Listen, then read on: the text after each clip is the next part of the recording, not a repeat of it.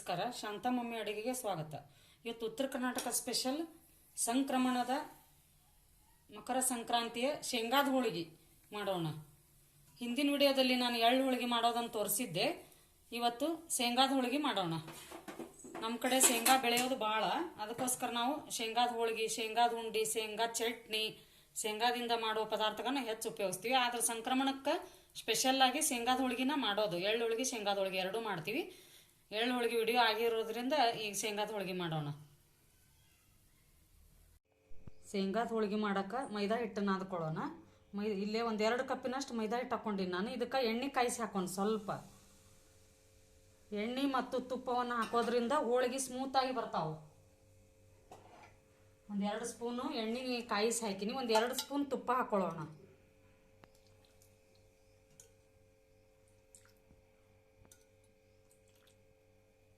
ಹಾಕಿ ಗಟ್ಟಿಯಾಗಿ ನಾದ್ಕೊಳ್ಳೋಣ. ಇದನ್ನು ಮೊದಲು ಒಂದು ಸರಿ ಎಲ್ಲನೂ ಮಿಕ್ಸ್ ಮಾಡಿಕೊಂಡು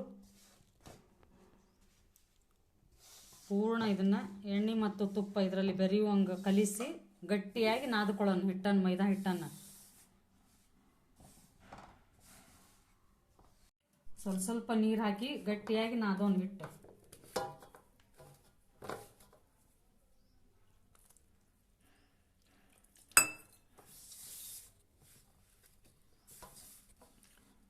ಅರ್ಧ kg ಶೇಂಗಾಕ್ಕೆ ಒಂದು 1/4 kg ಅಷ್ಟು ಹಿಟ್ಟು ಹೋಗುತ್ತೆ. ನಾ ಅರ್ಧ kg ಹೋಳಿಗೆ ಮಾಡಾಕತ್ತೇನೆ, ಶೇಂಗಾದ ಹೋಳಿಗೆ. ಹಿಟ್ಟು ನಾದಿ ರೆಡಿ ಆಗೈತಿ. ಇದು ಒಂದು ಅರ್ಧ ಗಂಟೆ ನೆನಿಲಿ, ನೆನೆಯಕ್ಕೆ ಬಿಡೋಣ. ಇದನ್ನು ಒಂದು ಅರ್ಧ kg ಅಷ್ಟು ಶೇಂಗಾ ತೊಗೊಂಡಿನಿ. ಇವ್ನು ಹುರ್ಕೊಂಡು ಬಿಡೋಣ ಮೊದಲು.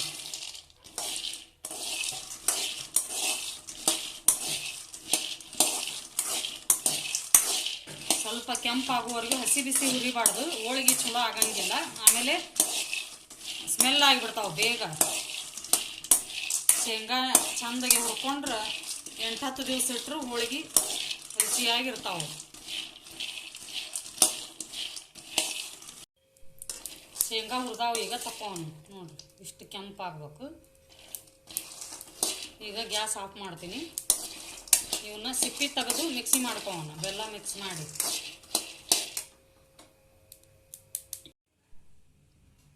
ಶೇಂಗಾ ಸಿಪ್ಪೆ ತೆಗೆದು ರೆಡಿ ಮಾಡ್ಕೊಂಡಿನಿ. ಇವನ್ನ ಒಂದ್ಸಲ ಮಿಕ್ಸಿ ಮಾಡ್ಕೊಳ್ಳೋಣ. ಮೊದಲು ಇದನ್ನು ಸಣ್ಣ ಮಾಡ್ಕೊಂಡು ಆಮೇಲೆ ಬೆಲ್ಲ ಹಾಕೋಣ. ಈಗ ಶೇಂಗಾ ಸಣ್ಣ ಆಗೈತಿ. ಈಗ ಬೆಲ್ಲ ಮಿಕ್ಸಿ ಮಾಡೋಣ. 1 ಬೌಲ್ ಶೇಂಗಾ ಇತ್ತು, ನಾನಿಲ್ಲಿ ಅರ್ಧ ಬೌಲ್ ಬೆಲ್ಲ ಹಾಕ್ತೇನೆ. ಇದನ್ನೊಂದ್ಸಲ ಕೂಡಿಸ್ಕೊಂಡ್ಬಿಡೋಣ. ಶೇಂಗಾ ಮತ್ತು ಬೆಲ್ಲವನ್ನು ಕೂಡಿಸ್ಕೊಂಡು ಮತ್ತೊಂದು ಸಲ ಮಿಕ್ಸಿ ಮಾಡೋಣ.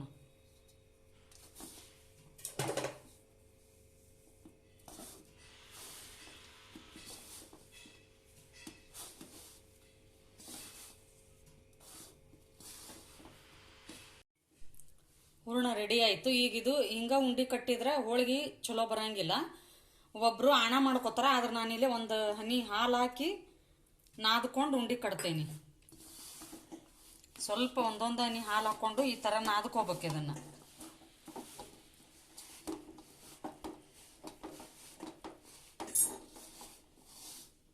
ನಾದ್ಕೊಂಡು ಉಂಡೆ ಕಟ್ಟಿ ಹೋಳಿಗೆ ಮಾಡೋಣ. ಇನ್ನೊಂದು ಸ್ವಲ್ಪ ಹಾಲು ಹಾಕ್ತೇನೆ.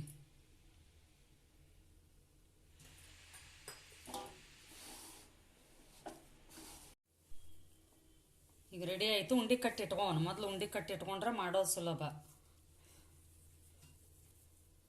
ನಮಗೆ ಎಷ್ಟು ಆಕಾರಕ್ಕೆ ಬೇಕು ಆ ಆಕಾರಕ್ಕೆ ನಾನು ಸಣ್ಣ ಸಣ್ಣ ಮಾಡ್ತೀನಿ ಹೋಳಿಗೆ.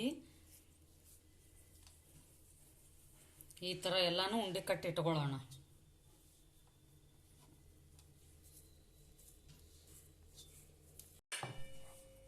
ಹೋಳಿಗೆ ಹಿಟ್ಟು ನೆಂದೈತಿ. ಇದನ್ನು ಸ್ವಲ್ಪ ಮಿಜ್ಜಿಕೊಂಡು ಉಳ್ಳಿ ಕಟ್ಕೊಳ್ಳೋಣ.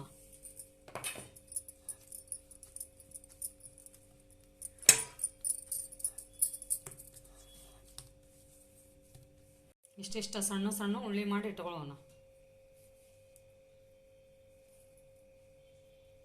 ಉಳ್ಳಿ ಮಾಡ್ಕೊಂಡಿನಿ. ಈಗ ಇವನ್ನ ಲಟ್ಟಿಸ್ಕೊಳ್ಳೋಣ, ಎಲೆ ಲಟ್ಟಿಸ್ಕೊಳ್ಳೋಣ.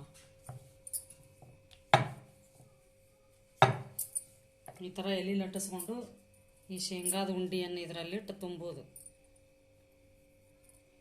ಹಿಟ್ಟು ಉಳಿಸ್ಕೋಬಾರ್ದು, ಉಳಿದ್ರೂ ಮೇಲೆ ತೆಗೆದು ಬಿಡ್ಬೇಕು ಅದನ್ನು, ಇಲ್ಲಾಂದ್ರೆ ಗಟ್ಟಿ ಆಗ್ತಾವೆ.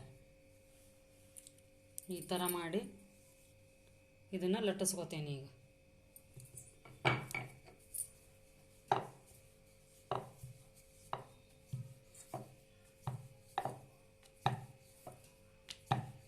ಇದೇ ಥರ ಎಲ್ಲ ಹೋಳಿಗೆನೂ ಲಟ್ಟಿಸ್ಕೋಣ.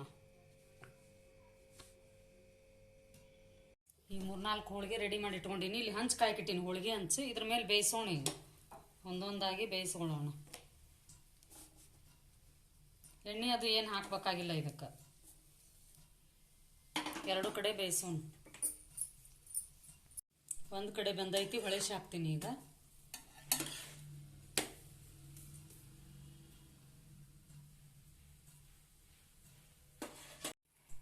ಎರಡು ಕಡೆ ಬೆಂದಾವು ತಕ್ಕೋತೇನೆ ಈಗ. ಮತ್ತೆ ಮಾಡಿಟ್ಕೊಂಡಿರುವಂಥ ಹೋಳಿಗೆನ ಬೇಯಿಸೋಣ ಎಲ್ಲಾನು. ಸಣ್ಣ ಉರಿಯಲ್ಲಿ ಎರಡೆರಡು ಹಾಕಿ ಬೇಯಿಸ್ಕೋಬೇಕು.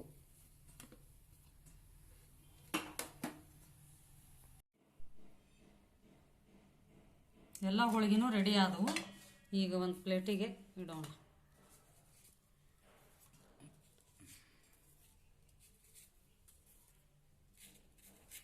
ಈ ನನ್ನ ಶೇಂಗಾದ ಹೋಳಿಗೆ ನಿಮಗೆ ಇಷ್ಟವಾದಲ್ಲಿ ನನ್ನ ಚಾನಲನ್ನು ಸಬ್ಸ್ಕ್ರೈಬ್ ಮಾಡಿ, ಲೈಕ್ ಮಾಡಿ, ಕಮೆಂಟ್ ಮಾಡಿ. ವಿಡಿಯೋ ನೋಡಿದ್ದಕ್ಕಾಗಿ ಧನ್ಯವಾದಗಳು. ಎಲ್ಲರಿಗೂ ಸಂಕ್ರಮಣದ ಶುಭಾಶಯಗಳು.